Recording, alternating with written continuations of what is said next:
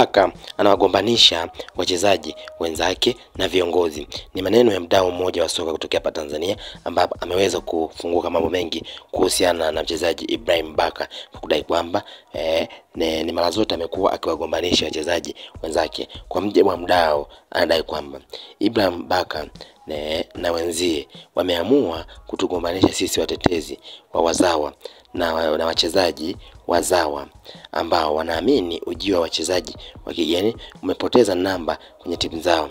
Baka na wenzake na wenzie wanatukumbusha kuwa siku zote quality yako inaweza kukupa namba sehemu yoyote na muda wote mbele ya international players wengi tu. Haijalishi anatoka magharibi au nje ya Afrika. Kuna nyakati walimu nje ya Tanzania walikuja na timu zao wakathubutu kuwasifu wachezaji wazawa na kupendezwa na wachezaji wao mbele ya wachezaji wa kigeni. Siku hizi ni kawaida kwa mzawa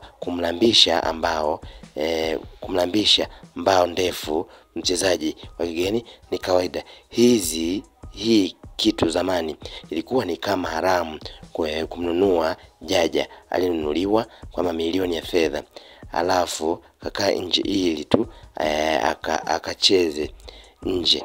Wahuni kama Baka siku hizi wanatumia wachezaji wa kigeni kama punching bag na wageni wanatii. Wanakumbusha wale wazawa wavivu kuwa anayegombanisha na sisi ni Baka na wenzia, hakuna mwingine. Aliweza kufunguka mdau akiutolea mfano kutokana na kila ambacho kilikuwa kinafanyika huko nyuma, ambapo wachezaji wengi wa kigeni walikuwa wanaweza kuwakalisha benchi, huku wachezaji wa kizawa wakiwa wanaonekana kama hawana uwezo tofauti na wale wa kigeni, kwa kuwa kuna muda ambao makocha wa kutoka nje walikuwa wanaamini wachezaji ambao wanatoka nje ya Tanzania na sio wazawa.